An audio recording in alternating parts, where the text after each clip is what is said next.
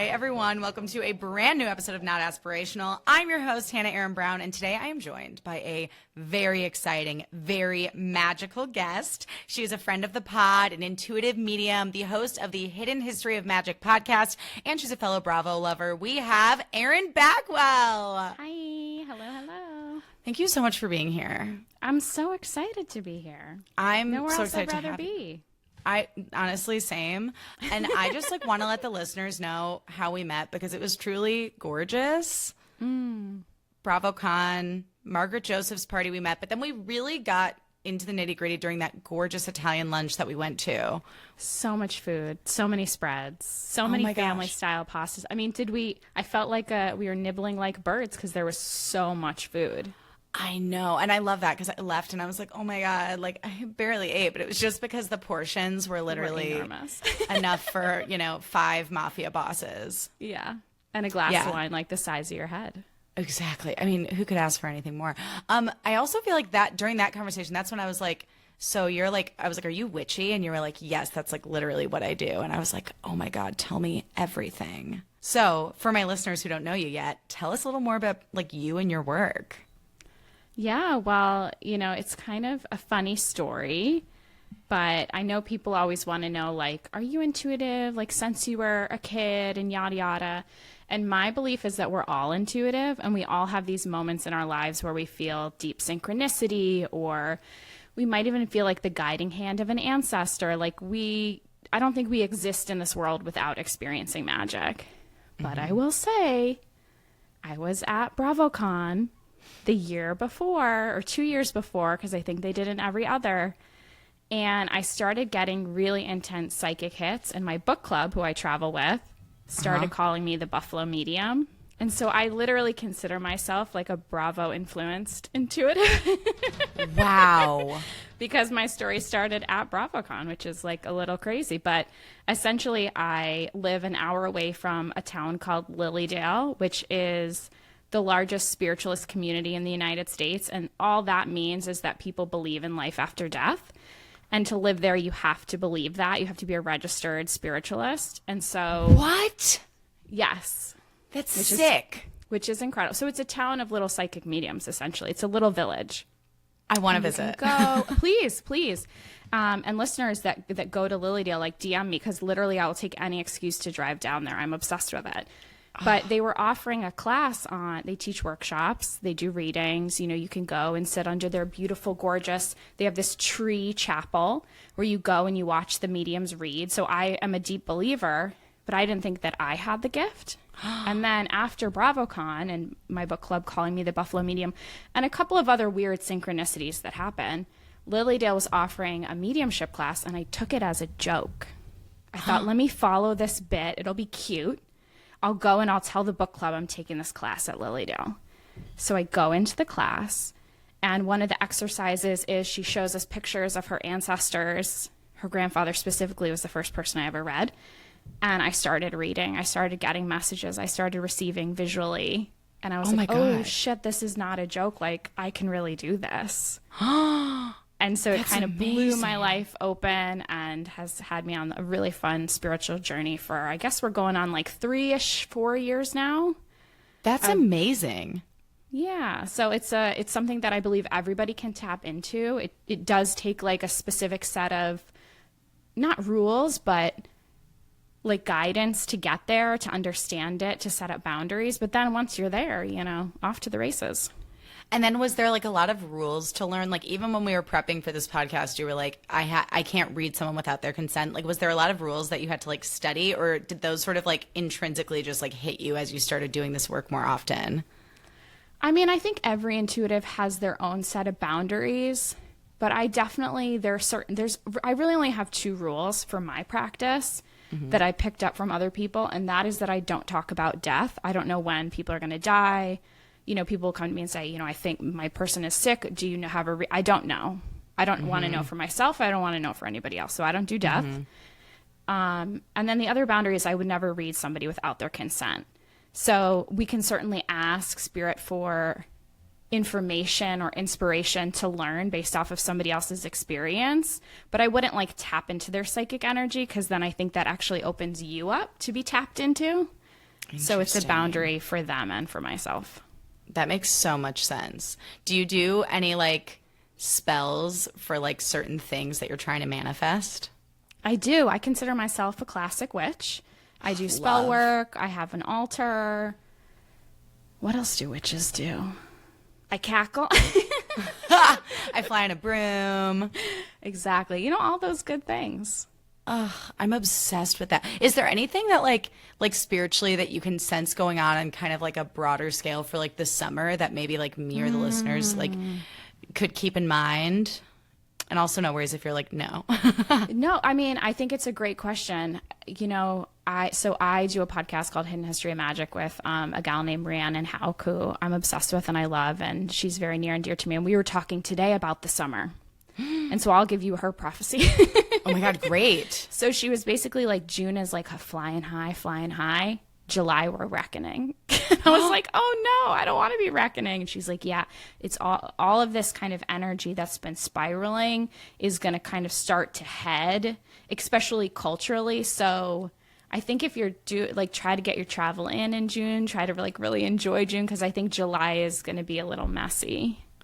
Oh my God. Of course I have like my big summer trip is in July. That's going to be amazing. But that could be, you know, we're awakening something, we're surrendering something. I mean, messy doesn't always have to be destruction per se. Yeah, that's and true. I do like the spin of looking at things positively, I will say. So Sometimes so you have Godspeed to. on your travels. Good luck. Oh my God, thank you so much. No, I think it's so interesting that you say that, because I feel a personal energy going into the summer of like, I feel like the last couple summers, like 2 summers ago, I was in like a really low mental health place. Last summer, I was in like a brat summer. I just want to party all the time headspace, because I like had new friends out here that I was really excited about, and like I just wanted to be in the mix. And this summer, I'm feeling this energetic of like slowing down and kind of like settling in and getting organized.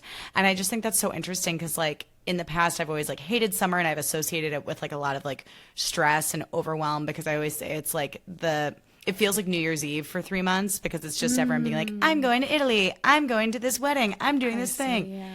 you know? So it's like Do interesting. you garden, Hannah? No, I honestly probably should. I think you should. Okay. Did you just get a hit? I feel like your energy would benefit from like getting into the earth in that way. And even like, and I know summer can be annoying, and I don't want to discredit your feelings about it. But I think there's also, and I'm on the East Coast, so I have a different relationship with summer from the seasonal perspective. Like we wait all year for like this moment. Right. And I think if you had something to like look forward to in the summer in terms of like growing and planting and experiencing, I think that would anchor you. I think it would ground you. And I think I see like fingernails in the dirt, like it would be good for your mental health too. Oh my God. Thank you so much, Erin. That's so funny you say that, because I feel like out of all the hobbies I've like pursued in adulthood, I feel like cooking is my favorite right now. And it's similarly, it's like because I have to put the phone down and I have to do something with my hands. And it kind of forces me to channel all the like energy that usually just rests up in my head into something that I can like physically see and do. And it's a good feeling. And I think there's something really magical about being able to co-create with the earth, because you're seeing something like come to life. And I almost feel like it's like you're painting, or you're an artist, like you're planning and designing, and it's so visual. Oh, I love that. Also, one of my favorite movies as a kid was Fern Gully, so I could just channel my inner fairy. Yes. And and once you plant a garden, the fairies come. Oh my God. I want them all to come. I want them all to I come. have them in my yard. Oh my God, obsessed. Gnomes too. Oh my God, and gnomes? Slay. Wait, actually, one more question before we get into the reunion is, what is your process like for like tapping in? Because I always think of like episodes of like Long Island Medium where she like goes up to people and she's like, car accident 1994, and you're like, oh my God. And what's your process like as an intuitive medium? Yeah, you know, it's interesting.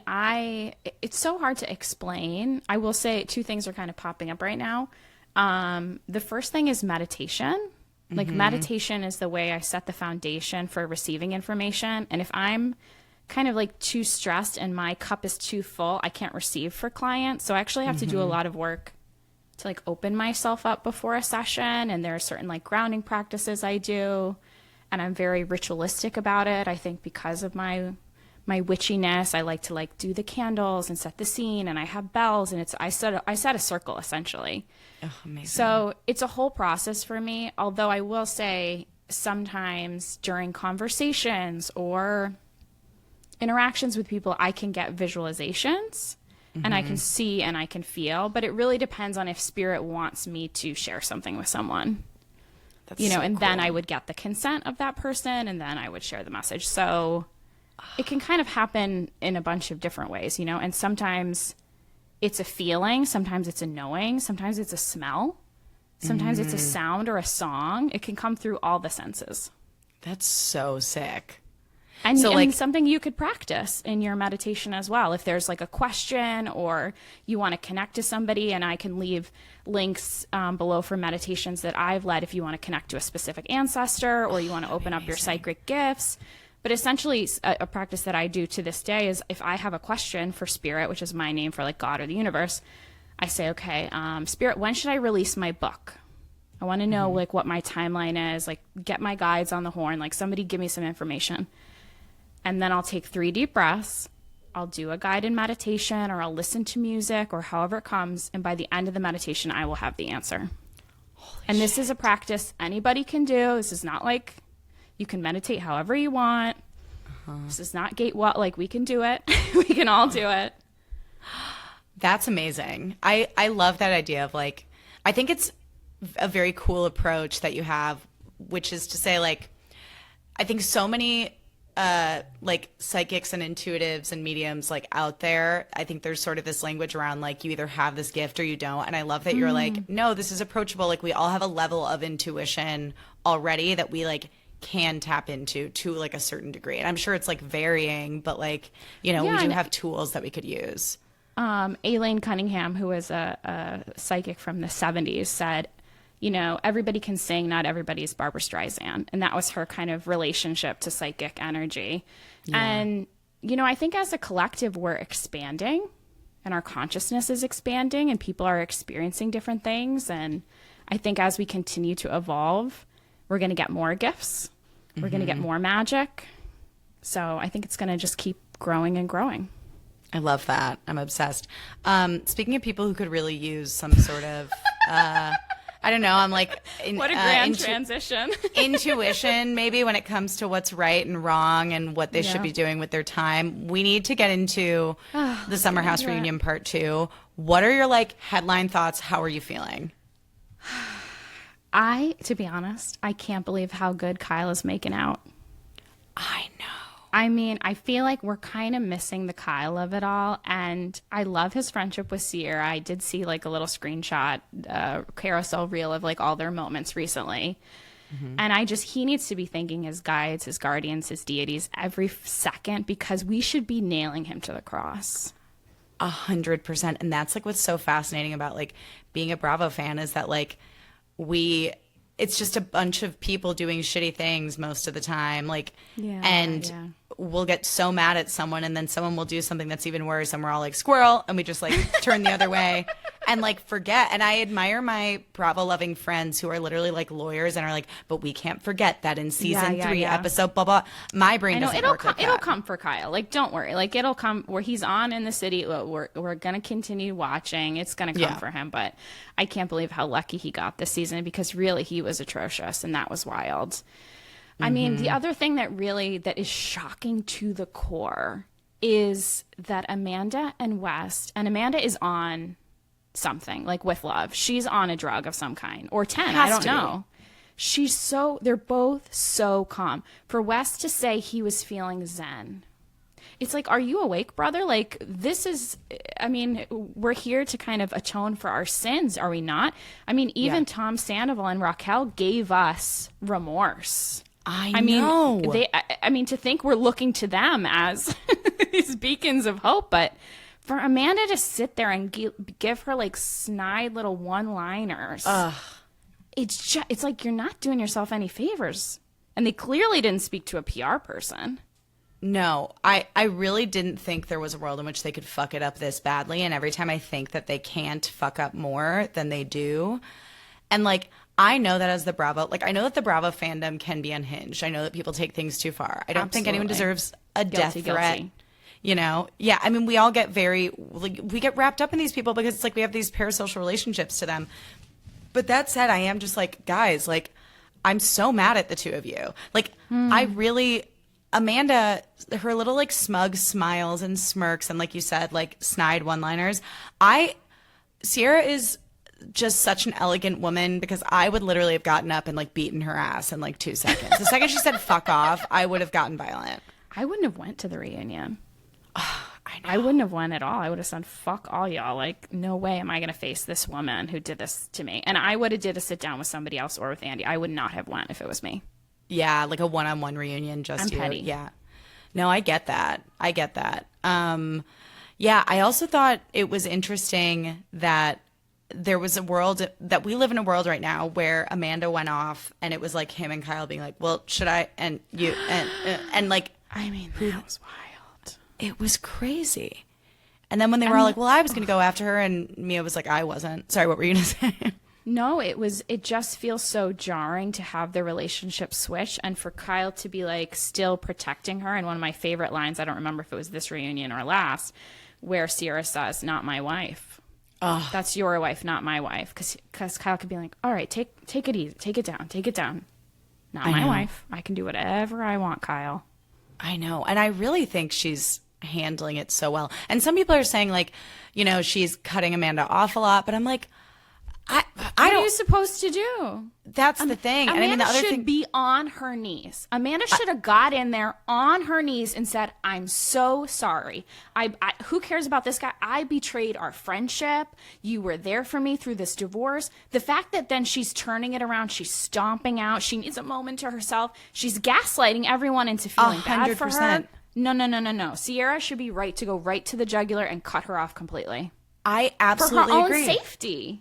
100%. And I also think like, Amanda, like, I get being nervous. Maybe you wanted to take like a beta blocker, but to full blown like sedate yourself for this does not help your case. Like when it comes to you wanting us to believe that you're sorry. If she just sat there and said nothing and took it, like that's like Raquel. You know, yes. To go back there again, but like at least they knew to just sit there and take it. And you can defend yourself a wee bit, but like for her to be nasty, and even Wes said it when they were kind of pulled out for lunch. He was like, can you be a little less snarky? I know. He's like, don't be snippy with them, like with her. Snippy. And like, Gross. And then she was like, oh yeah, did I get like fired up? And he was like, well, you know, yeah, but like anyone would be if they were, you know, cornered. You have a great Amanda impression, by the way.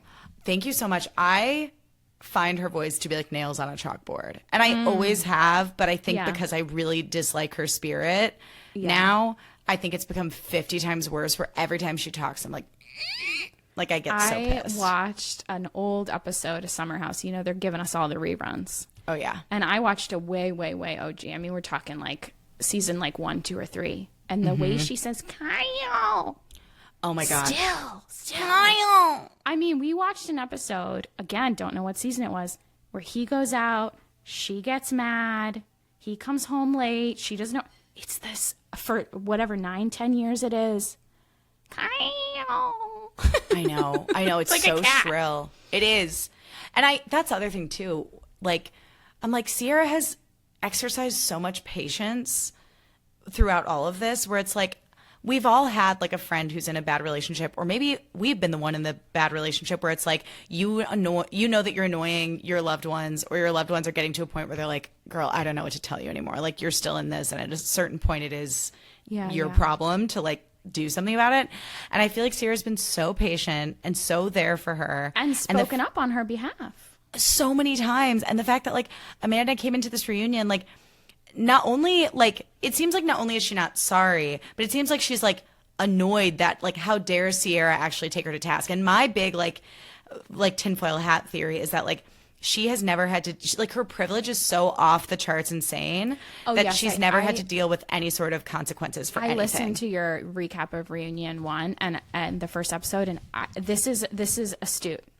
Thank you. This is. I think this information about, because we do this with gals, even like, you know, Brittany Cartwright, they were like, oh, they're just victims in these bad relationships. And it's like, well, I don't know. So I think you're very right that you think Amanda is like kind of has popular girl energy. And I think it's fascinating, your theory, that she maybe went after Sierra on purpose to kind of like take her down. Yeah, I think she's like so deeply threatened by her. And and apparently there's like rumors that she was like handsy with Craig when he was with Paige. Like, I think she's a very competitive, insecure woman. I also really appreciated in part 2 when Sierra was like, well, she does have historically low self-esteem. I didn't lie. And it's like, yeah, it's true. And the reason Amanda got so upset is because she knew that there was truth to everything that was being said about her. Yeah, I mean, I said this in a group chat, and it's not very nice, but I will repeat it here publicly. That what we know about Amanda is that she likes losers. Yeah, and Kyle is a loser, and West is a loser, and she likes those guys. I know, and I will say something that made me sad, is that when Kyle was like, well, everyone was like, you hated, or Sierra was like, didn't you hate going out? And she's like, I hated going out with Kyle. And Kyle just instantly started crying. And she said it again. I know. She didn't even clock it. She said it again. She said it again. And like, Kyle was like, he said something like, oh, like, you're such a hypocrite. This is crazy. Like, this guy, he goes, this kid goes out until 4 a.m. And I say this kid because he's like fraudulent and immature and blah, blah, blah, blah. And it's like, yeah, like, Kyle is not right. But in that case, I didn't think he was wrong. I thought it was crazy. I mean, the whole dynamic is really spooky, especially when we know West was seeing other girls. And I think the thing that I can't quite ground down on with Amanda is like she knew from the very end of the summer house experience that Sierra was a tender flower around West. Yes. She was careful. She, spoke to it. And then when this kind of transgression occurred, was she so diabolical in her need for male approval that she was willing to kind of sacrifice one loser for another in order to kind of make that transition away from Kyle? Like, what truly, I think her motivation is very insane, because there's no way in the world she wouldn't have known this would hurt Sierra. And yet, as you said, she sat on that stage pretending like nothing was wrong. And so she must really have truly convinced herself that everything is okay. I mean, whoever is in her ear validating that this is all, it's okay. Everything's okay. You're single. It's okay. Like, she really has she almost see her like an air bubble. Like, she's not grounded to reality in any way, shape, or form. No, and I think the gag is that she never has been. Like, I think that because of like how privileged her upbringing was and how things have sort of always just been handed to her and fallen into her lap, even being on this show, it's like, being a reality TV star, it's not something she had to work for. Like, she was dating the right guy at the right time, and it all kind of just worked out that way. And so I think that's why she like simply cannot handle, like, is allergic to any sort of accountability or like consequences for what she did. And her only MO is to flip it as much as she can on everyone else. Like, her favorite thing to do is bring up what Kyle's done wrong when she's asking to answer for what she's done wrong. And I'm like, guys, 2 things can be true. Yeah. And I have to say, I think that her father and Kyle are the same person. Oof. And I think they look alike, and I think energetically they were very similar. Damn. And it was very odd. And so I think she is repeating a lot. Like, really, I think this is her relationship to the patriarchy in some capacity, right? She's really manifesting this relationships to play out this relationship with her father. And it just, it needs to be taken to, to Spirit, to her therapist, to Andy Cohen. All of it. All of them. All of it. Truly. I wonder how many lifetimes that goes back. Like, I wonder if this is a past life wound that she just has to keep reliving until she figures it out. Yeah. I mean, her and Sierra are cosmically linked, no question. Oh, do you really feel that way? I don't think you can experience a betrayal like that without it being pre-written in the stars. That's so real. Damn. So are Raquel and Ariana? I think that's some Akashic record. Like, I'm going to do this. I'm going to betray you. You're going to learn this lesson. You both agree to it, and you come down and you play it out for each other. Damn. Yeah, that's real. Have you noticed that West loves saying, I apologize, but very, very rarely does he actually say, I am sorry? Well, he isn't sorry. I really loved when Dara, PJ's girlfriend, like went to town on both of them. I mean, because should she run for office? I think so. And do we know like what the tea is on them not following each other anymore on the Instagram? Because I am a little upset about it. I'm upset and I'm confused because I read about that, how they unfollowed each other. He took all the photos of her off of his Instagram. She didn't take photos of him off of her Instagram, but then he drops this like music video that she's in on the same day that Sierra's one of her announcements. She's had a lot of them. Something, I think it was the Shabuzi music video announcement was announced on the same day. Okay. And I was just kind of like, what is happening? And I love Sweet Sweet KJ. I want him on my TV as long as his mental health allows. I do worry that fame is a very heavy, scary energy for him. But I hope that they're okay because I like them together. I want him off my TV like in a second. Like he can no. We need to protect that man at all costs. And I know. You know, some people are gorgeous, gorgeous humans that are just not built for the screen. Totally. In that way. Totally. As a reality. I mean, that it asks a lot of you to get like the shit kicked out of you. And there's a reason like people like Lindsay Hubbard and Kyle have been on it for 10 years. Like they have personalities of like rhinos. Like their skin is so thick.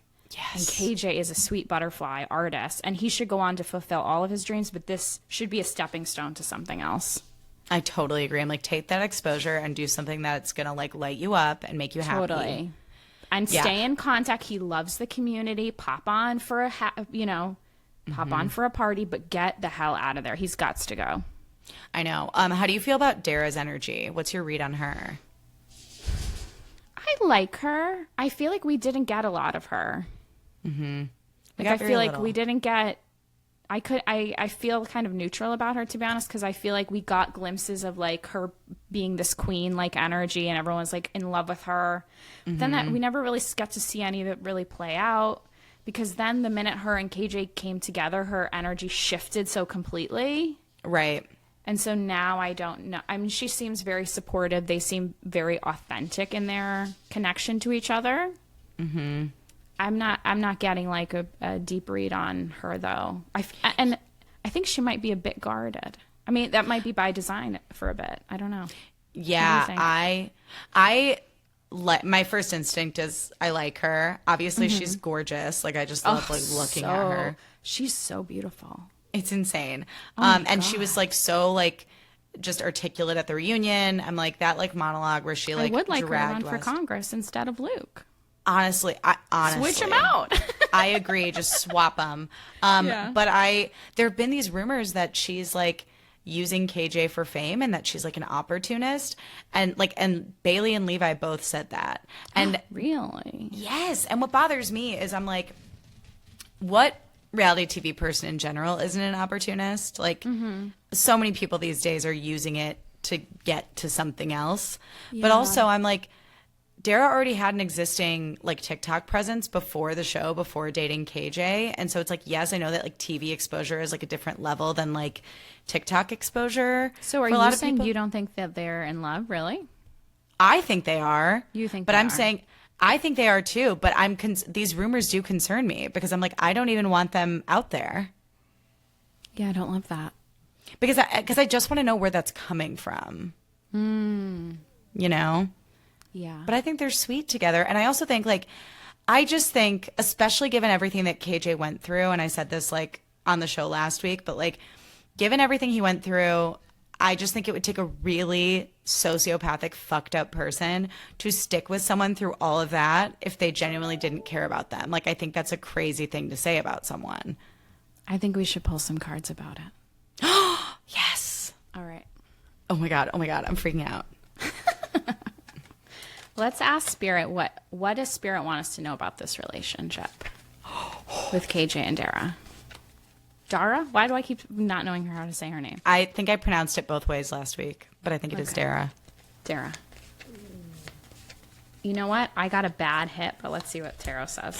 Oh my God.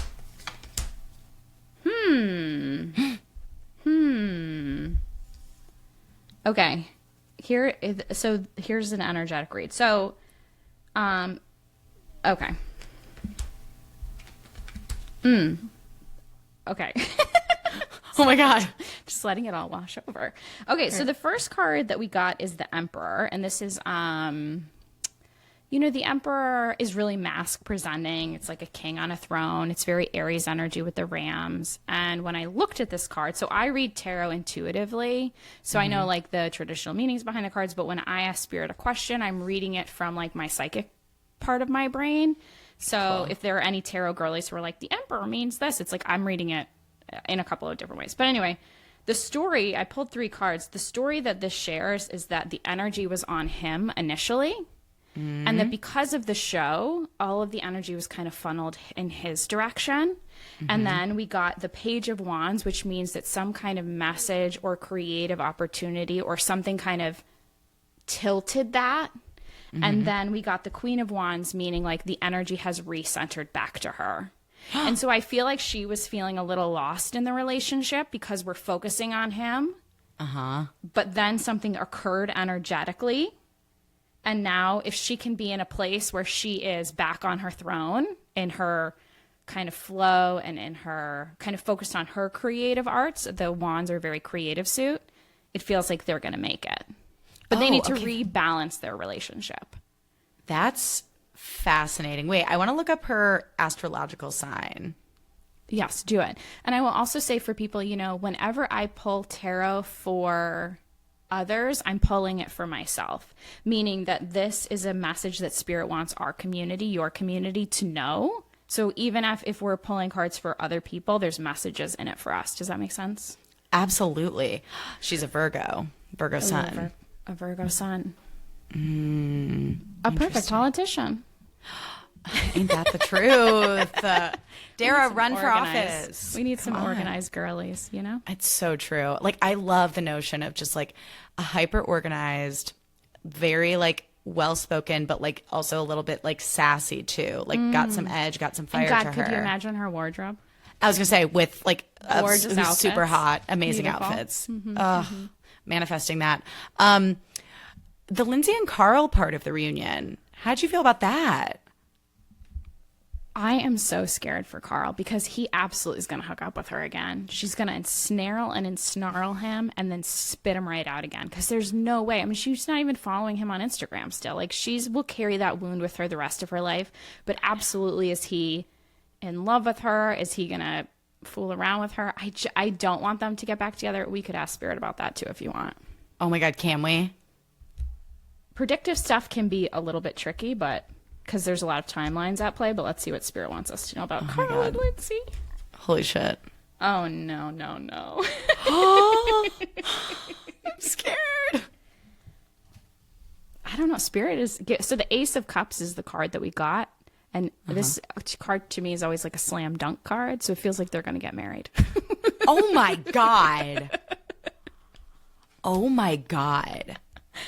Oh. Damn. I mean, it is wild to see just the way he looks at her and the way he like puts her on a pedestal to this day. And I'm like, listen, I love them trauma both. Bonded through it, I know. And like, but then all the stuff with the mom, Sharon. That's also why I'm like, I don't know that they could ever get married again because like Lindsay can't stand Sharon and Sharon can't stand Lindsay.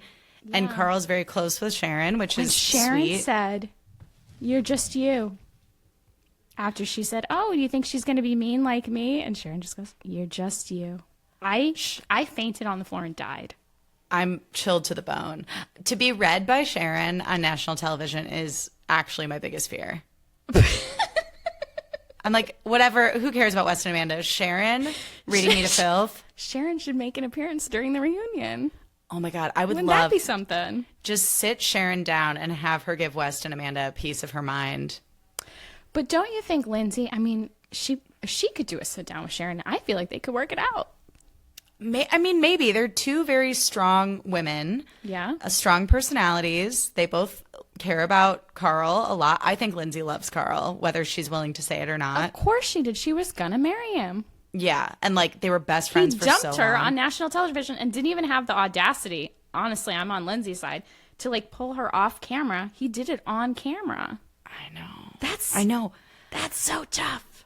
It's so tough. And he could have been like, I'm going to break up with you and then we'll do a scene. Because she would have done a scene. But he did it. He chose to do it without her. I mean, they're so cosmically brutal. linked also. That's so true. They are cosmically linked, star-crossed lovers. Yeah, I mean, I do think like with women like Sharon and Lindsay, sometimes you just need to put them in a room and let them duke it out until they find common ground. And I think they would. Well, and I think Lindsay, we all know, was very controlling of Carl when they were breaking up, and it was a very unhealthy dynamic. And now that Carl has kind of found his footing, and he needed to go against Lindsay, and he needed to open soft bar and kind of do his own thing. And now she can respect him as like a peer in the space. Yeah, and I think like what was tricky about their relationship is that like he was the rock, she was the star. But I think she was almost like turned off by that dynamic where she wanted to be with like another star. Correct. Yeah. And that episode like a few seasons ago where she's like, I'm just really into guys who are like killing it at life. And he's like, you don't think I'm killing it at life? And she's like, no, not really. Like, I think she wants a guy with some like, who like is more established in his life and himself. Well, she wants a stockbroker. She just wants a billionaire. Exactly. She wants to be a sugar mama. She said it over and over again. Exactly. Which is why it's like, I don't know, like maybe there's a world in which emotionally they could be right for each other, but I don't want Carl to have to feel like he's never enough or that he's constantly having to prove something to someone, because I don't think that's healthy either. I think you're right, and I don't think they should be together, but Spirit is saying that they will get married. Spirit is, you guys, you heard it here first on Not Aspirational with Erin Bagwell. If they get married, we will pull this clip forward and be like, Spirit and Erin knew this was fucking coming. Everyone get hip to it. Yeah. Do you think Amanda was justified at all in being mad at them for doing SpawnCon around the Carl's a mess of it all? I don't think so at all, but I think she's more hurt that she's being left out of the conversation in general. Totally. You know, obviously, Carl and Lindsay and Sierra are all so close to Kyle, and Kyle and Sierra, like they're all this kind of bubble. I mean, one of my favorite scenes I think I've ever seen on reality TV is when they find out the news and Kyle breaks it to Lindsay. She reads it off her phone, and then the whole gang comes together in like a Brady Bunch style, like, let me zoom that person in, let me call this person in, let me bring. The fact that they all united under one umbrella was so exciting and titillating, and I was like, these guys really care about each other. Yeah. And Amanda and Wes left out of that. Even when they took that break for lunch and everybody filtered out the door and everybody went to Kyle and Sierra, like they're the son and they have to just sit there and be alone on that little couch. Mm-hmm. And Amanda in that fucking giant blanket. Yeah, and what is going on with her hair? I know it's been spoken about at length and everyone has commented, but her hair is so bizarre. And they're in Italy right now. I just saw a picture of them at lunch, and she's wearing the bun. She loves that bun. She loves the bun. Huh. Maybe some, 18-year-old told her it was cool, and she's like, I'm really holding on to it. It's the wildest look. I mean, also everyone's always like, Amanda's like a fashion girly. And I'm like, guys, she just wears giant, very low-rise pants and, corsets. Like, that's it. Yeah, no, not a fashion bone to be found in her body. I hate to say. And the video of her doing the Macarena that went viral on TikTok where West is like, oh my God, she's so beautiful. And everyone's like, she looks so hot in it. I'm like, this is a boring white girl doing the Macarena. I need us all to get a fucking grip here in giant pants. I haven't seen that video. Oh, I'll send it to you. It chills me to the bone. And she's clearly feeling herself. She's like, yeah. I'm like, okay, enough. So also this week they talked about the timeline, and Amanda said that she made her decision to separate with Kyle on New Year's Day, but Kyle said they made the decision on January 19th, which was the same day that they dropped the statement, and Amanda rushed Kyle and was like, we have to post this now, and Kyle's like, I didn't get to tell my family. Do you buy the timeline that she had made her mind up on New Year's Day? What are your thoughts on all of that? I couldn't make heads or tails of it, to be honest. And I can't believe that a person wouldn't spend New Year's with their partner. Mm-hmm. And I know we hate Kyle, and he can be a real jerk, obviously. Mm-hmm. But, get off your fucking couch and go to your husband's gig. I am married to a musician. I have 2 small children. Sometimes he plays shows at 11 p.m., 12 p.m., and guess who's in the first fucking row? Oh. You've got to show up for your person. Mm-hmm. And listen, does he play a show every weekend? Is it exhausting? Sure. But it's New Year's. Put on some lipstick, throw your hair upside down, as my mother says, and get out there. So cute. That's such good mom advice. No, I agree. And I think at that point she was so over him and so repelled by the whole relationship. Like she was, and I mean, I think even as far back as last summer, she was like, even as far back as whatever mysterious season I was on. I mean, did she ever like him? Did they ever get along? Did they ever have a happy relationship? I don't think so. No, literally no. And I think like the other thing too is like she was like, well, I made my decision New Year's Day because New Year's Eve I didn't go, and Kyle ended up spending the night in like Hoboken, like at a hotel. Yeah, I'm sure he did. I'm sure he had a great time without you. Yeah. Sorry. But I'm like, the thing that is so maddening about the fact that we're still talking about this is I'm like, Amanda, he's been doing this your entire relationship, and you've resented him your entire relationship because he's been doing this, and it's one of those like snake eating its own tail situations where it's like, of course she wasn't going to go because she fucking hated him, but she fucking hated him. So he went to a hotel. I'm going to say something very mean. Do it. And I need all your listeners to lean the fuck in. Great. If you've been in a relationship and you have not had sex for 4 years, yeah, you should have been out the door 3.5 years ago. Yeah, we have a problem. We have a big red flag that they have not addressed. That they are not connecting. I mean, the fact that they would even still be together is bananas to me. And I'm a person who's been married for 10 years, has 2 small children, as I said before, and I have never, I mean, that's insane. That's not normal. No, I know. Run. That's the thing. Literally run. Because that's the other thing, too, is I think in like really unhappy relationships, like, I mean, I'm going to speak for myself. I've been in unhappy relationships where like if one of my exes would want to hook up, I would be like, get the fuck away from me. And it was usually when there were like foundational issues, right? Yes, where I was just absolutely. icked out and I was like, you don't feel touch me. safe. You don't feel safe. You don't want to do it. And to your point, it's like that's pointing to a bigger thing where it's like sex isn't just about like people getting off. It's like you being intimate with your partner and connecting in this like other way. And to have that fully off the table is like cutting off a limb of your relationship. I'm going to go even farther and say it's your divine right as a goddess to be pleasured, to receive pleasure, and to channel and wish and manifest through that practice. I mean, it is very sacred what we do. And I feel like if Sex and the City has taught us anything, it's that you should be with somebody who gives you the greatest sex of your life. And if you're not, bye-bye. Bye-bye. Goodbye. Goodbye, Kyle, pun intended. Oh, the FaceTime with Miha. What did you think of that? I am shaking, as Lisa Barlow said. I am shaken. I am shooketh. I hope they wheel her out. I'm not a fan of like robotics or AI, but I hope they wheel her out on a fucking like, do you know what I'm talking about? Like a 3D screen. Like remember when we had to do the reunions? Yes. Digitally? I hope they wheel her right. A giant FaceTime screen. That is what we need. Hope they better bring her out. I hope that Kyle and Sierra have already told Andy. Like I hope we've got production on our side. Mm-hmm. Wow. I mean, I love how dare the editors. So brilliant. That 2-shot of Wes being like, well, I think we're through the worst of it. Oh my God. Being like, I've got his ex on the line. It was poetry and they're clearly in motion. So close. I know. When I really did feel for Miha because she was like crying over like, oh my God, he told me he loved me and everything was fine before Watch What Happens Live. And she's like, he gave me all these bullshit excuses as to like why we couldn't publicly be together because of like he was worried he'd be fired from the show if he was with someone not in the Bravoverse, and then he was worried about protecting me. And they're like, Sierra and Kyle are like very like brother and sister with her, where they're like, oh my God, that's so manipulative, we're so sorry that happened to you. But I just like, what a mind fuck for this girl to go through. Like I feel so bad. Yeah. And then for him to come out so publicly with Amanda, even though they were just in a situationship, is so weird. And that really does kind of lead back into Kyle's conspiracy theory that Wes was using her to just like ride this clout of the breakup and get promo and attention for it.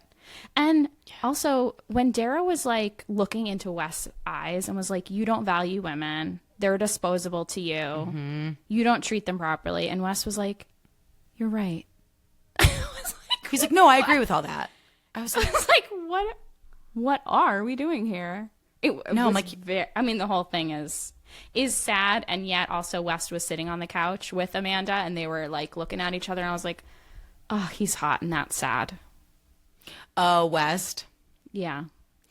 Yeah, I He's respect attractive. that. He's an attractive, charming, and that's how they get you. You know, when I was on that like Bravo boat with him on Super Bowl Sunday, Yes.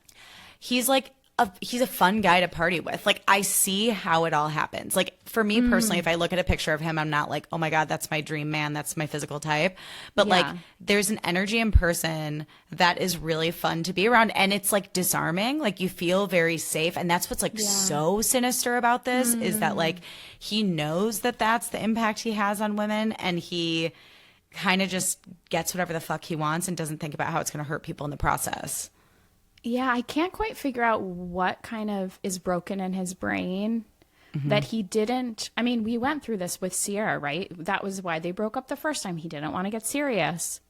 Then don't be serious. Don't take her to your parent. Like, I just don't understand if you're like talking to someone, you're saying, I just want to be friends with you. Then like, don't make out with them. Like it doesn't, none of it makes sense from his perspective. He seems like he's just floating along talking about like, Amanda being like ungrounded on a balloon, just floating along. He's floating along, just kind of doing whatever he wants. 100%. And that's like the other thing that really pisses me off when like there's chatter around like, but he never said he wanted to date Sierra. She just like kind of pulled that out of her ass and made assumptions. And I'm like, but we've all been there where you're dating someone that you really like and they're saying one thing and they're doing another and you take them by their word because that's what you want to hear, but their actions don't line up with it. And so it's like, no, like maybe he didn't say explicitly that he wanted to date her seriously or be her boyfriend, but the things he was doing told a different story. So like, don't make her feel like stupid or crazy for wanting to hold out hope that this could become more serious if she just like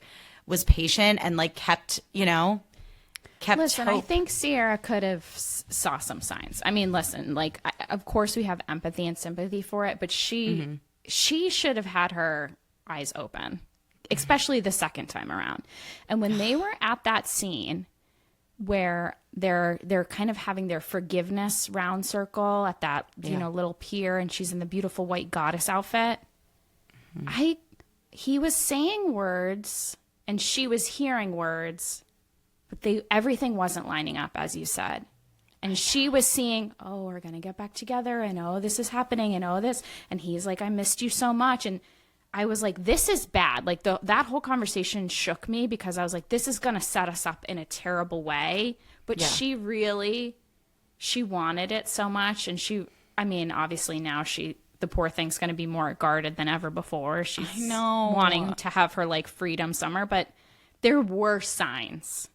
Yeah. There were signs. And she ignored them. The selective, don't come for me. No, I get it though. It's like this.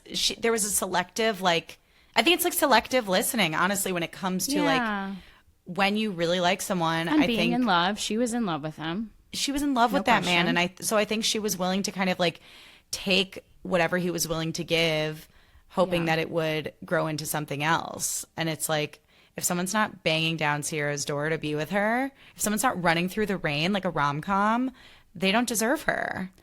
And also, this is coming through, and how you are when you're not with someone is just as important as when you're with someone. So yes, we can feel the butterflies and we can feel the love when we are face to face with somebody who's giving us that energy.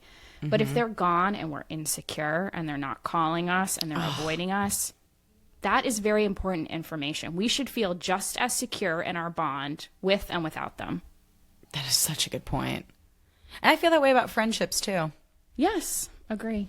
Like I was talking to my therapist about the idea of like object impermanence, where it's like how babies learn like, oh, if I take this ball away, like at a certain point they realize the ball still exists somewhere in the world. Yeah.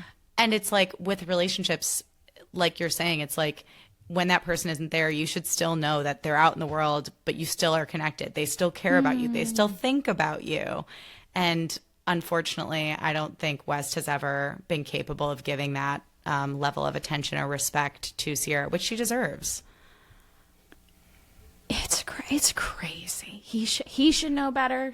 I mean, the whole thing is, it's really, I know. It's complicated. What a damn mess.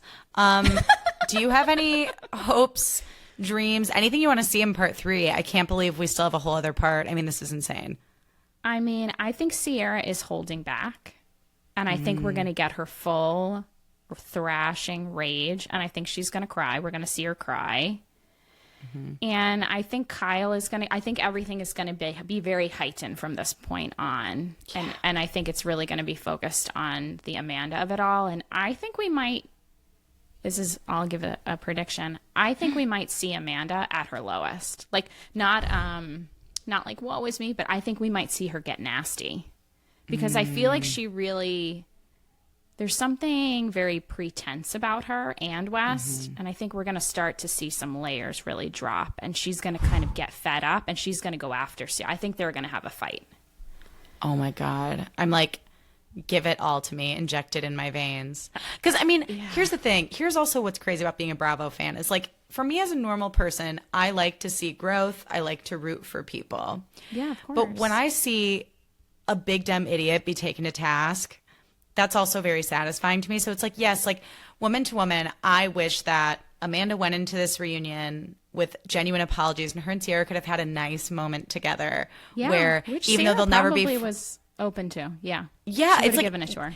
It might be like, we'll never be friends again, but I'm genuinely so fucking sorry that I did this to you after everything you've done for me, and you deserved better. And I'm sorry. But the fact that we're not even getting a modicum of that, I'm like, well, I mean, I guess Then like eat her. Eat her yeah, alive.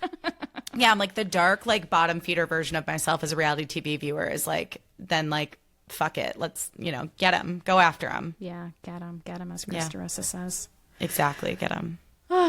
It's a lot. I will say this hasn't been as fun as some of our other Bravo Juicy. Like I've made a lot of references to Tom Sandoval and Raquel and the Ariana of it all. I love Tom Sandoval. I'm a Tom Sandoval apologist. Love that for you. And I met him at BravoCon 2 years ago, and I told him I loved him, and he was like, "Get out of here!" Like he was like, he thought I was trolling him, so we had a funny moment. But I was like, "No, really, so I'm funny. your only fan." You're like, I'm the only one left. You should be nice to me. I'm here. And then I had a nice moment with Schwartz. But anyway, I think that was fun drama. Like, wasn't that fun? And this is not. Nothing about this is fun. Like, this is information we're taking to our therapists, and to be honest, I'm excited when the reunion will be over. I'm ready to close this chapter. I agree. I mean, summer should be fun. This reunion, not fun. And Amanda, not fun. Amen. Never has been fun. Amen. What are they gonna do next year?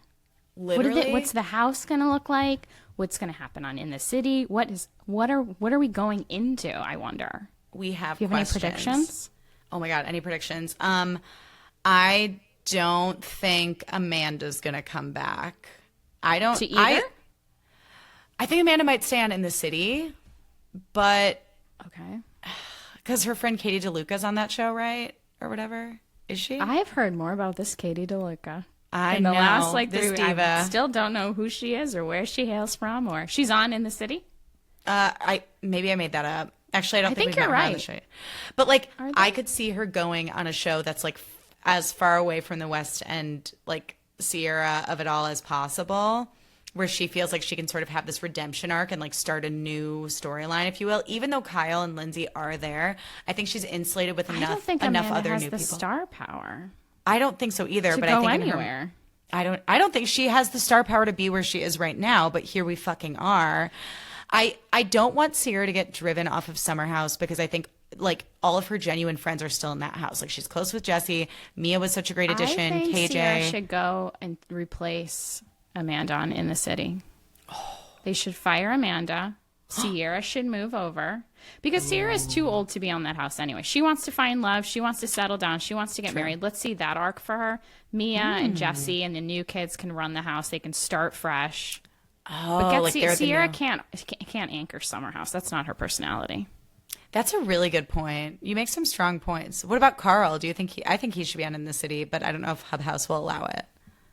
I think once him and Lindsay get married.